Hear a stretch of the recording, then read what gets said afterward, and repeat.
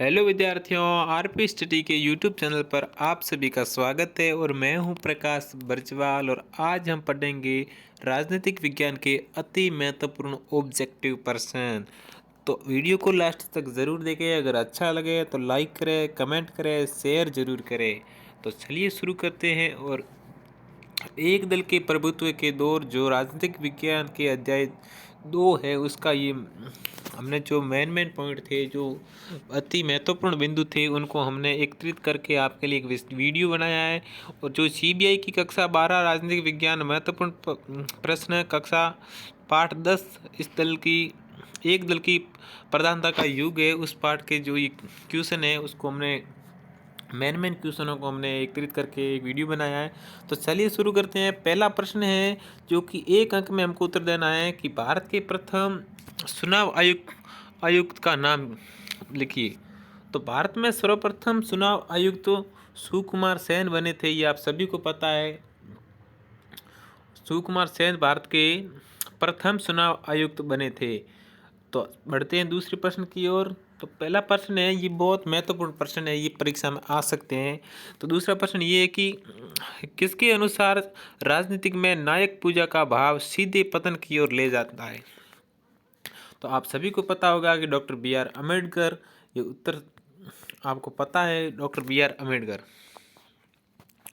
तीसरा क्वेश्चन है कि पहले 3 आम चुनाव में किस पार्टी के बहुमत मिले। तो पहले 3 आम चुनाव में कांग्रेस पार्टी को ही बहुत ज़्यादा बहुमत मिला था, ये आप सभी को पता है, बता देता हूँ। और चौथा प्रश्न है, स्वतंत्र पार्टी का गठन कब हुआ। तो स्वतंत्र पार्टी का गठन 1959 में हुआ था। और पांचवा प्रश्न है, भारतीय राष्ट्रीय कांग्रेस की स्थापना कब हुई। तो भारतीय राष्ट्रीय कांग्रेस की स्थापना 1885 में हुई थी। ये एक महत्वपूर्ण प्रश्न है, इसको एक हम महत्वपूर्ण प्रश्न कह सकते हैं क्योंकि ये बहुत ही महत्वपूर्ण प्रश्न है। तो बढ़ते हैं अगले प्रश्न की ओर। छठा प्रश्न है कि सोशलिस्ट पार्टी के संस्थापक का नाम। तो सोशलिस्ट पार्टी थी, उनके संस्थापक कौन थे। तो सोशलिस्ट पार्टी के संस्थापक आचार्य नरेंद्र देव थे, जिन्होंने सोशलिस्ट पार्टी को बनाया था। और सातवां प्रश्न है, कांग्रेस की सराय से तुलना किसने की। आठवां प्रश्न की ओर बढ़ते हैं कि भारतीय जनसंघ की स्थापना किसने की। तो भारतीय जनसंघ की स्थापना श्यामा प्रसाद मुखर्जी ने की थी। ये भी एक महत्वपूर्ण क्वेश्चन है जो कि आ सकता है, ये बहुत महत्वपूर्ण क्वेश्चन है। बढ़ते हैं अगले प्रश्न की ओर, जो कि के नमदूरीपाद कौन थे। तो नमदूरीपाद एक कांग्रेस के नेता थे, महान स्वतंत्रता सेनानी, स्वतंत्र भारत के पहले मंत्रिमंडल में शिक्षा मंत्री थे। जो स्वतंत्र भारत में पहले मंत्रिमंडल था, उसके शिक्षा मंत्री नमदूरीपाद थे। 10वें प्रश्न की ओर आगे बढ़ते हैं। तो 10वां प्रश्न है, 10वां तो हमने कर लिया। 11वां प्रश्न के स्वतंत्र भारत में पहले मंत्रिमंडल में स्वास्थ्य मंत्री कौन थे। तो स्वतंत्र भारत में पहले मंत्रिमंडल में स्वास्थ्य मंत्री राजकुमारी अमृत कौर। जो हमने पढ़ा है दूसरे पार्ट में, ये क्वेश्चन है कि स्वतंत्र भारत में जो मंत्रिमंडल था, उसमें स्वास्थ्य मंत्री अमृता कौर थी, जो पहले मंत्रिमंडल में स्वास्थ्य मंत्री थी। 12वां प्रश्न है, कांग्रेस प्रणाली क्या थी। तो देखिए मित्रों, लोकतांत्रिक सरकार के शुरुआती सालों में कांग्रेस शासन दल व विपक्ष दोनों की भूमिका निभाई जिसे कांग्रेस प्रणाली कहा गया। और 13वां प्रश्न है, कांग्रेस दल का चुनाव चिन्ह क्या था। तो कांग्रेस दल का चुनाव चिन्ह था, एक बैल की गाड़ी थी, जो कांग्रेस का चुनाव चिन्ह था। 13वां क्वेश्चन के उत्तर है, बैल की जोड़ी, जो कांग्रेस के 1885 में जो कांग्रेस बनी थी, उसका चुनाव चिन्ह था बैल की जोड़ी। 14वां प्रश्न है, फिल्म सिंहासन की कहानी किस विषय पर केंद्रित थी।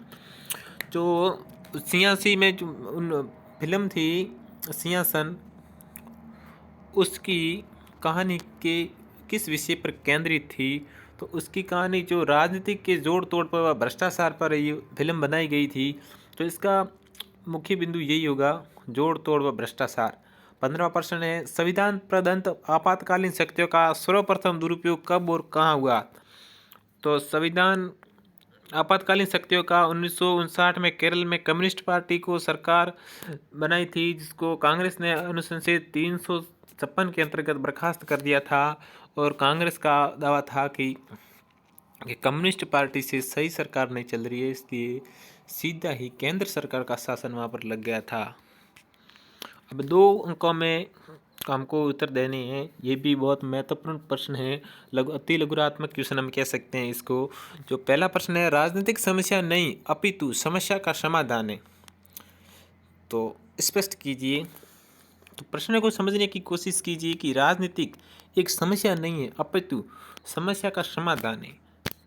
तो उत्तर इसका ये होगा कि समाज में साधनों का उचित बंटवारा करने के लिए राजनीतिक ही सबसे उचित माध्यम है। इसलिए राजनीतिक समस्या नहीं है, बल्कि समस्या का समाधान प्रस्तुत करती है।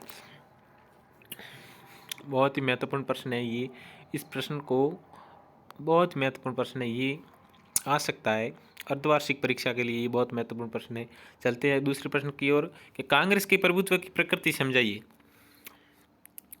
कांग्रेस के प्रभुत्व की प्रकृति, तो उत्तर होगा इसका नायक पूजा व एक दलीय प्रभाव। 13वां प्रश्न है, केरल में कांग्रेस पार्टी की हार के क्या कारण थे?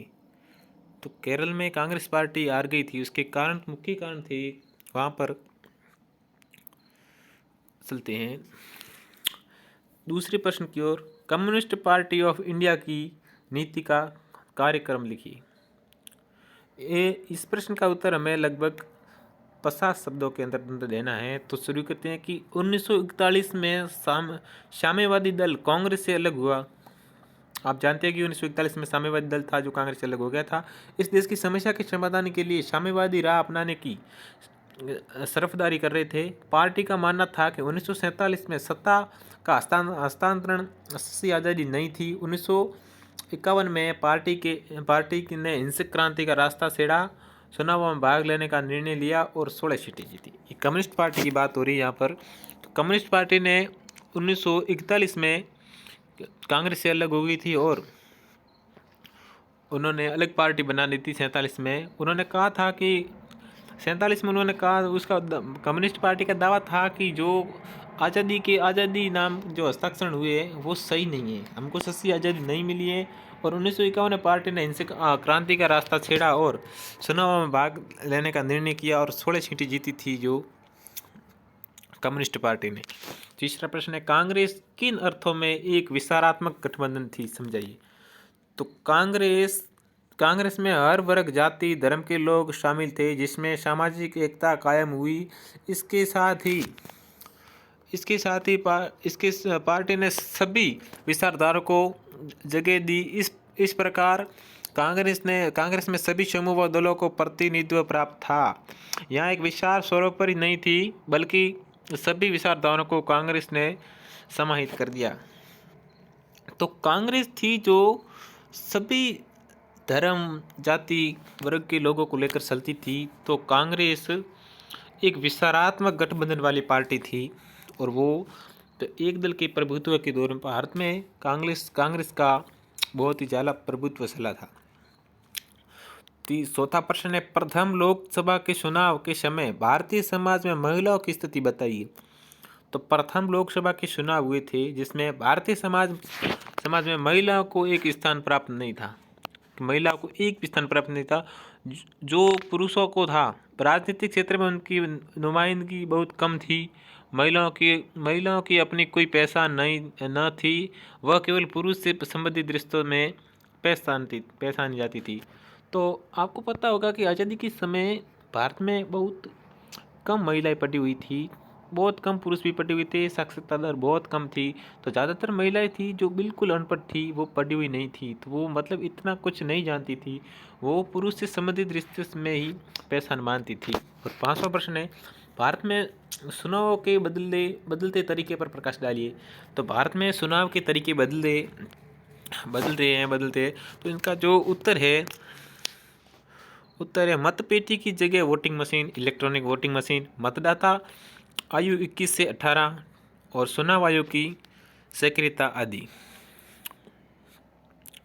6वां प्रश्न है, पंडित जवाहरलाल नेहरू द्वारा भारत में सार्वभौम मताधिकार के लिए किए जाने वाले प्रयासों पर संपूर्ण विषय की निगाह क्यों टिकी थी?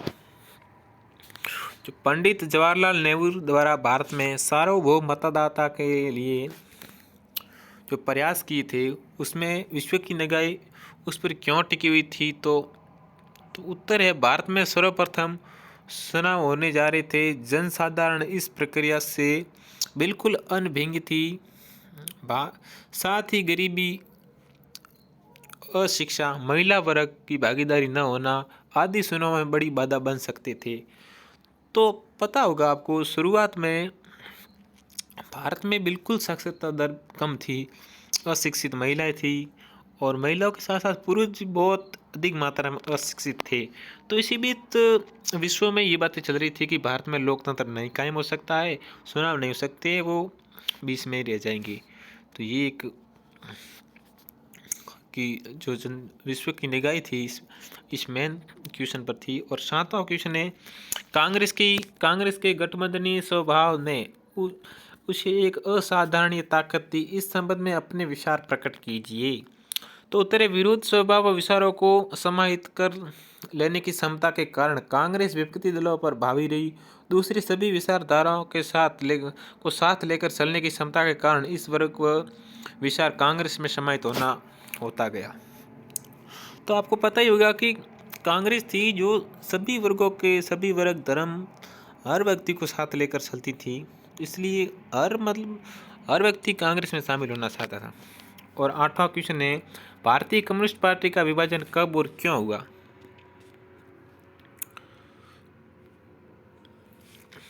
अब है 4 अंकों वाले प्रश्न। तो पहला प्रश्न है इसका, उन कारणों पर प्रकाश डालिए जिनके कारण कांग्रेस को प्रथम आम चुनावों में भारी सफलता हासिल हुई। तो इसका बस पहला है नेहरू का प्रभावशाली व्यक्तित्व, तो ये इसका उत्तर है। और बढ़ लेते हैं, ऑप्शन है कांग्रेस पार्टी का प्रभुत्व तो था ही, और अनुसारित व संगठित दल ये भी थे, कमजोर शिक्षा, विपक्षी दल, कम्युनिस्ट पार्टी ऑफ इंडिया की नीति व कार्यक्रम लिखिए। इसका उत्तर होगा पहला, कांग्रेस पार्टी का प्रभुत्व बहुत ज़्यादा था। तो दूसरा प्रश्न है, कम्युनिस्ट पार्टी ऑफ इंडिया की नीति व कार्यक्रम लिखिए। तो कम्युनिस्ट पार्टी 1941 में साम्यवादी दल से कांग्रेस से अलग हुई थी। ये देश की समस्याओं के समाधान के लिए साम्यवादी राह अपनाने की तरफदारी कर रही थी। और पार्टी का मानना था कि 1947 में सत्ता पर जो हस्ताक्षर हुए थे वो सच्ची आज़ादी के नहीं थे, अर्थात 1951 में पार्टी ने हिंसक क्रांति का रास्ता छेड़ा और चुनाव में भाग लेने का निर्णय किया और 16 सीटें भी जीती। कि प्रथम लोकसभा चुनाव में इस समय भारतीय समाज में महिलाओं की स्थिति बताइए।